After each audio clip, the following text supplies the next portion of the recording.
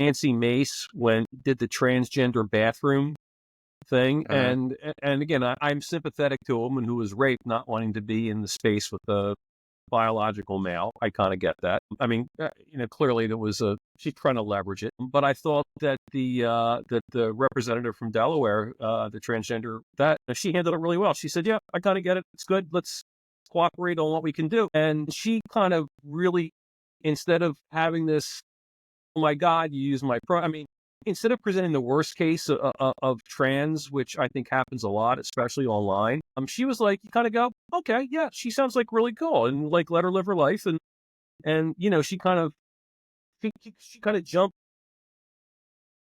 over a bunch of people. You know what's really interesting? I'm so glad that you said that, actually, because many people on the right that I know will often point out that the worst behavior of Black Lives Matter is young white people. The worst behavior of Free Gaza is young white people that are Christians. Yeah. And in some cases, even young Jewish kids. Yeah. For you to point out, I think it is also true that sometimes the worst behavior of like protect trans people is cisgendered young white people. And again, it becomes, we forget that like maybe the people who are most affected should take the lead on how best to respond to these things, because it's their issue. You can support it, but if you put yourself front and center on it, it really kind of leaves a bad taste in people's mouths.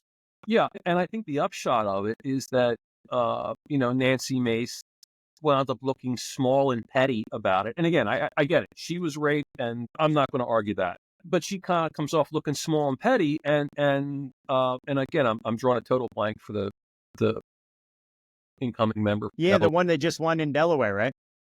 Yeah, first trans. Yeah.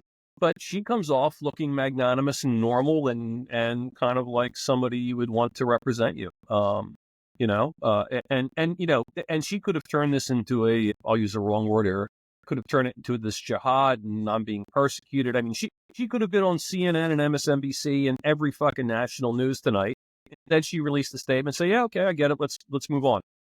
Yeah, right. And the media would have loved that, right? For their echo chambers. Listen, far be it for me to judge a woman who's been sexually assaulted. There was a really excellent commentary that she tweeted 206 times, I think it was, in the matter of like 36 hours or something. When at the same time, and I actually saw an interview, she went on Scripps TV, and the journalist asked, what are you doing about the Boeing employees that were just laid off in your state? She got so she started kind of hurling these insults at the woman for asking her this. Far be it for a journalist to ask you a question that you don't like, I guess.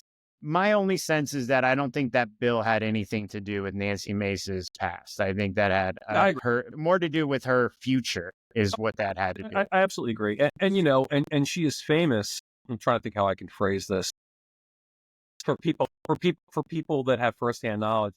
She is famous for grinding through staff and having a high turnover of staff. And generally, what you find, as did Kamala Harris did too. But generally, when you find that people blow through staff like that, they generally are not good people to work for or good people to be around. And I think that's true in politics. That's true anywhere. I think it's true anywhere. And I think the thing is, you can look at certain people and be like, oh, that motherfucker's a diva. Yeah. Right? Like, that's horrible.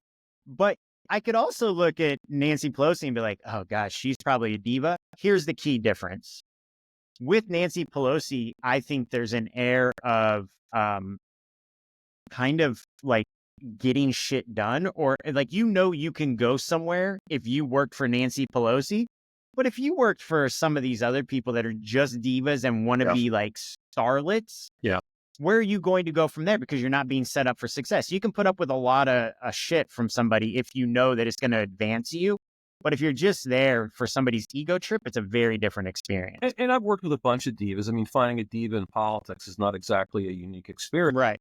But they were also loyal and good people and as you said, results oriented. And the diva kind of went along with it. Um, Mm-hmm. but which is fine. It's acceptable.